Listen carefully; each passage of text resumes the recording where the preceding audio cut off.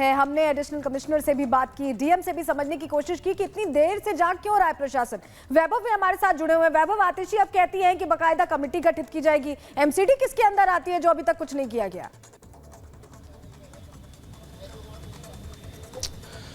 देखिए, बहुत सारे सवाल हैं और उन सवालों के बीच अपने दर्शकों को यहाँ की तस्वीर हम अपने दिखा दें। आप देखिएगा, ये राउस आईएएस के सामने जहां पर छात्र जो है वो प्रदर्शन कर रहे थे, फिलहाल वो इस वक्त यहां पर मौजूद नहीं है। बताया जा रहा है कि आगे एक इंस्टीट्यूट का कैंपस और है, जिस कैंपस में आगे रणनीति क्या हो और इन मांगों को लेकर क्या छात्र जो आंदोलनरत थे वो आश्वस्त हो चुके हैं, इसको लेकर कहीं ना कहीं से अभी भी जो है वो आशंकाएं बनी हुई हैं। कुछ यहां पर स्टूडेंट्स अभी भी जो है वो बैठे हुए, उनसे हम बातचीत भी करेंगे ताकि इस वक्त अब इनके मन में क्या चल रहा है ये समझा जा सके। आप लोगों की मांग क्या पूरी कर ली गई है? प्रशासन से कोई बातचीत हो चुकी है जिसको लेकर सहमति बनी है? सर, प्रशासन लगातार हमसे बात कर रहा है, पर उसका जो मेन ध्यान है वो ये है कि ये जो प्रोटेस्ट चल रहा है, जितना मीडिया ने, आप लोगों ने सपोर्ट दिया है, पूरा देश देख रहा है, उसकी वजह से उन पे बहुत प्रेशर है। तो वो जो लॉन्ग टर्म सोल्यूशन की बजाय वो ये देखना चाह रहा है कि जल्दी से जल्दी प्रोटेस्ट कैसे खत्म हो जाए, वो छोटे छोटे सोल्यूशन देखते हैं। चलिए, वैभव और जतिन लगातार हमारे साथ बने हुए हैं, आपके पास वापस लौटेंगे, लेकिन इसी बीच एक और बड़ी खबर अपने दर्शकों को बता दें। एमसीडी के एडिशनल कमिश्नर डॉक्टर थॉमस से भी रिपोर्ट आपको बता दें, तारिक थॉमस रिपब्लिक भारत के सवालों से बचते हुए नजर आए। लगातार अफसरों से सवाल किए जा रहे हैं, लेकिन रिपब्लिक भारत के सवालों से यही अफसर है जो बचते नजर आ रहे हैं। थॉमस, आपको बोलना पड़ेगा ना सर, थॉमस साहब बोलना पड़ेगा, जिम्मेदारी है आपकी जिम्मेदारी है सर। सर, 3 बच्चों की मौत हुई है, बोलेंगे। आप देखिए स्टूडेंट आप बोलेंगे ना सर। देखिए स्टूडेंट, छात्रों में क्या मतलब आपस में हम लोग जो हंगर स्ट्राइक पे बैठे थे इतने टाइम से, हम लोग सर, निगम की रिपोर्ट आई है, उस पर तो बोलिए सर, जो निगम की रिपोर्ट आई है।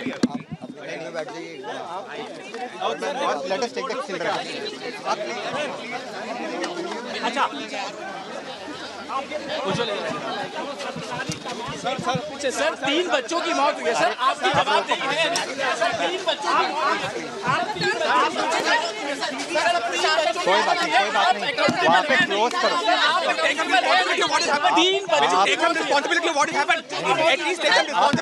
आपने रिपोर्ट भी दी है, इंस्टीट्यूट को बताया सर।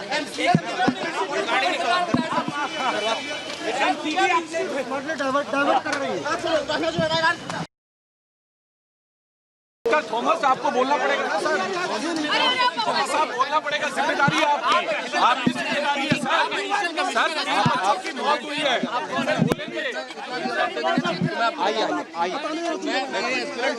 आप देखिए स्टूडेंट आप बोलेंगे ना सर। देखिए स्टूडेंट, छात्रों में क्या मतलब आपस में तो देखिए किस तरीके से लगातार सवाल किए जा रहे थे, लेकिन उससे बचते हुए नजर आए। जतिन और वैभव हमारे साथ जुड़े हुए हैं, उनके पास जाना चाहेंगे। जतिन, आपके पास आना चाहेंगे। हम देख रहे थे कि किस तरीके से थॉमस वहां पर मौजूद थे, उनसे सवाल किए जा रहे थे, पत्रकार लगातार सवाल कर रहे थे, लेकिन कुछ भी नहीं बोला, एक शब्द भी नहीं बोला कि कैसे कार्रवाई की जा रही है। कम से कम ये तो बताते कि आगे क्या किया जा रहा है। आज बिल्कुल देखिए, 2 मुख्य सवाल थे जो हम लगातार एडिशनल कमिश्नर से पूछ रहे थे। एक, 3 बच्चों की मौत का जिम्मेदार कौन, और दूसरा जो निगम ने एक रिपोर्ट सौंपी है, उस रिपोर्ट में इंस्टीट्यूट को कसूरवार ठहराया है। अगर ये बात सही है, उस रिपोर्ट की बात में सत्यता है, तो क्यों आप जवाब नहीं दे रहे हैं? दूसरी तरफ मैं आपको तस्वीरें दिखाऊंगा कि कुछ बच्चों को बस में बिठाकर यहाँ से ले जाया गया। संभवतः ये वो बच्चे हैं जो कि यहाँ पर प्रोटेस्ट कर रहे थे। इसको डेलीगेशन के तौर पर भी देखा जा सकता है कि अब इन बच्चों को यहाँ से ले जाकर जो बंद कमरे में है वो बातचीत जो है वो की जाएगी। और दूसरी तरफ आप देखेंगे कि जब एडिशनल कमिश्नर यहां पर पहुंच रहे हैं तो बड़ी बड़ी मशीनें भी अब सीवर क्लीनिंग को लेकर इस इलाके में पहुंच रही है। लेकिन बच्चों के बीच में सबसे बड़ा सवाल यही कि ये जो एडमिनिस्ट्रेशन अब काम कर रहा है वो काम पहले क्यों नहीं किया गया। दूसरी तरफ आप इस इंस्टीट्यूट की भी तस्वीर देख लीजिए जहां पर पुलिस बाहर तैनात की गई है। इसी इंस्टीट्यूट के अंदर एडिशनल कमिश्नर जो है वो अंदर मौजूद है और कहीं ना कहीं अब वो बाहर नहीं आ रहे। बाहर क्यों नहीं आ रहे हैं? अगर वो सही है, अगर वो गलत है तो अपना पक्ष रखें। हम उनसे यही जानना चाह रहे हैं कि आखिरकार मासूम बच्चे जो जो है उनकी मौत का जिम्मेवार कौन है, किसकी लापरवाही से ये पूरा हादसा हुआ, और जो इनिशियल रिपोर्ट एमसीडी ने सौंपी है गवर्नमेंट को उसके बारे में जानकारी दी, उससे बताया कि उस रिपोर्ट में क्या निकला है। लेकिन नतीजा क्या है कि आप देखेंगे कि इंस्टीट्यूट में जाकर वो बंद हो गए हैं। अंदर ही कुछ बच्चों से जो एडिशनल कमिश्नर थॉमस है उन्होंने बातचीत की और उसके बाद जवाब दरअसल किसी के पास है नहीं, और जब सवाल पूछे जा रहे हैं तो इसीलिए ये मुख बधिर हो जा रहे हैं, क्योंकि इनको लग रहा है कि अब इनके पास कहने को कुछ नहीं, इतनी बड़ी घटना हो गई है। आप हमारे साथ बने रहिएगा, जतिन और वैभव दोनों हमारे साथ बने हुए हैं। लेकिन ओल्ड राजेंद्र नगर में लगातार जो छात्र हैं उनका प्रदर्शन जारी, और इस बीच जब अधिकारी बहस हो जाती है, ये बड़ी खबर इस वक्त की हम आपको बता रहे हैं। मांगे पूरी नहीं होने तक दरअसल छात्र लगातार डटे हुए हैं, हड़ताल पर हैं, और इस बीच पुलिस और छात्रों की भी जो अधिकारी भी पहुंच रहे हैं उनके बीच बहस हो गई। ये तस्वीरें हम आपको दिखा रहे हैं। दरअसल ये नाराजगी जो छात्रों में है वो इस बात को लेकर है कि अब तक व्यवस्थाओं को लेकर कोई भी जिम्मेदारी लेने नहीं आया, कोई भी जवाब देने नहीं आया। मजिस्ट्रेट जांच की अंतरिम रिपोर्ट भी आ गई है, लेकिन सवाल यह है कि उन 3 जानों को लेकर कौन जिम्मेदारी लेगा। और ऐसे में छात्र 3 दिन से प्रदर्शन कर रहे हैं, चौथा दिन है आज, और आप समझिए कि अधिकारी जब पहुंचते हैं तो उनसे भी थोड़ा गर्मा गर्म बहस हो जाती है।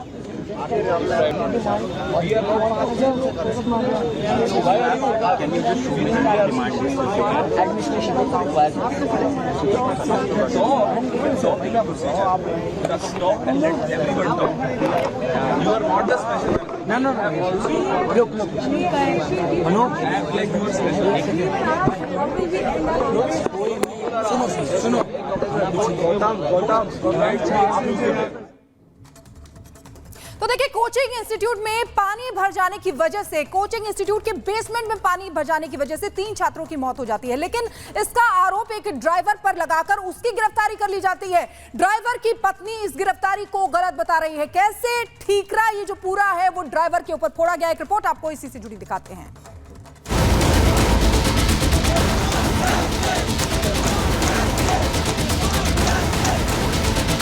पुलिस जो बोल रहे हैं कि उनकी गाड़ी स्पीड कर रही है, उस वीडियो में आप देखेंगे कि उनकी break lights through out on है और वो स्पीड नहीं कर रहे हैं।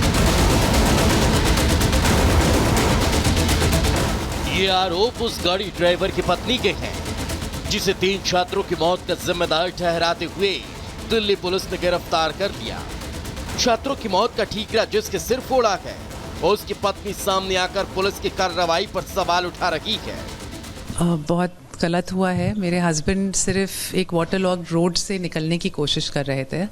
कोई भी जो भी गाड़ी चलाता है उन्हें वो ऐसी सिचुएशन में वो आगे ही बढ़ेंगे। वो उनको पता है कि गाड़ी बैक हो नहीं सकती है, तो वो आगे ही जाएंगे।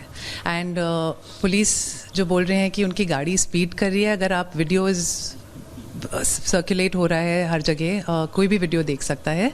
उस वीडियो में आप देखेंगे कि उनकी break lights through out on है और वो स्पीड नहीं कर रहे हैं। पुलिस और एमसीडी पर सवाल उठना जायज है। तो तमाम ऐसे कोचिंग इंस्टीट्यूट सामने आए हैं जो नॉर्म्स का पालन नहीं करते हैं और मनमाने तरीके से कोचिंग चला रहे हैं। पटना के खान सर आपको याद होंगे, बहुत फेमस है सोशल मीडिया पर। उनसे जब सवाल पूछा गया तो वो भी बौखला गए और कहने लगे कि मैं सिर्फ अधिकारियों को इसकी जानकारी दूंगा। सुनिए। आपका इंफ्रास्ट्रक्चर आपको नहीं लगता है कि थोड़ा और दुरुस्त करना चाहिए? आप लोग अपना इंफ्रास्ट्रक्चर आप लोग उसको महल की तरह सोचिएगा तो क्लासरूम और महल में अंतर होता है। महल जैसा पैसा भी तो लेते होंगे आप पहले पता करके आइए कितने पैसे लिए जाते हैं, ठीक है। आप इंटरव्यू लीजिए, इंटरोगेशन नहीं, ठीक है। जो आप क्लासरूम की तरह जो इसकी बेसिक ज़रूरतें होती हैं क्लासरूम की, जो सेफ्टी मानक रखे जाते हैं उसको, क्योंकि उसी हिसाब से भी हम लोग भी रखते हैं वहाँ पे। इंटरोगेशन में नहीं कर रहा हूँ मैं समझ रहा हूँ कि आप अहंकार में लबालब हैं, बोल रहे हैं कि इंटरोगेशन, लेकिन सवाल तो बन रहा है ना कि दिल्ली में हादसा हुआ, 3 बच्चे मारे गए, उसके बाद दिल्ली वाली घटना की क्या आपको लगता है? बिल्कुल होना चाहिए, मीडिया वाले बिल्कुल सवाल जरूरी है। लेकिन आप लोग की बात, एक बात बताइए, आप जो कह रहे हैं अहंकार से भरे, आप लोग बोलिए कि ये घटना जब होती है तब आप लोग ऐसे दौड़ जाते हैं। आप लोग की भी रिस्पॉन्सिबिलिटी बनती है। एक बार दिल्ली में घटना से पहले आप पाइप चेक करने आप लोग की टीम गई थी, वो अचानक तो पाइप नहीं टूटा होगा। आप आने भी तो नहीं देते, बाउंसर पुलिस के साथ आप। हाँ, तो आप लोग क्लास आप आने दीजिएगा क्या?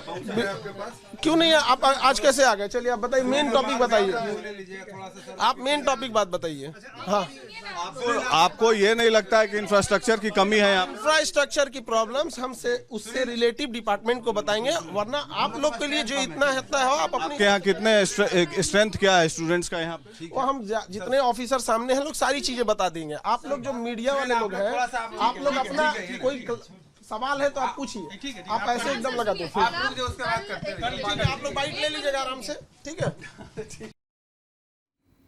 और चलिए आगे बढ़ेंगे, अब रुक कर लेते हैं 2 मिनट में पूरे भारत की अहम खबरों का।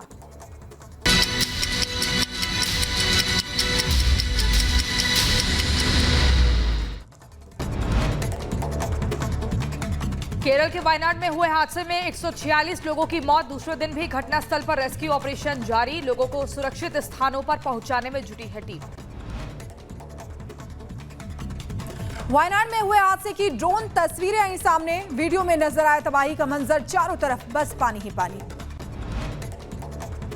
वायनाड में बाढ़ से तबाही पर ब्रिगेडियर अर्जुन सेगन का बयान। कहा, बड़ी संख्या में किया गया है लोगों का रेस्क्यू। बचाव अभियान में करीब 500 से 600 बचावकर्मी मौजूद। केरल के चूरलमाला में भूस्खलन हुआ है। घटनास्थल पर रेस्क्यू ऑपरेशन जारी, लोगों को बचाने में जुटी टीम। कोचिंग सेंटर में 3 बच्चों की मौत का मामला। हादसे के 4 दिन बाद घटनास्थल पर पहुंचे डीएम। चीफ सेक्रेटरी की रिपोर्ट पर डीएम ने नहीं दिया कोई जवाब। मौत का जिम्मेदार वाले सवाल पर बोले, जांच चल रही है। दिल्ली में कोचिंग सेंटर के बाहर छात्रों का धरना। भूख हड़ताल पर बैठी छात्र सुरक्षा और हंगामे को देखते हुए मौके पर पुलिस बल की तैनाती।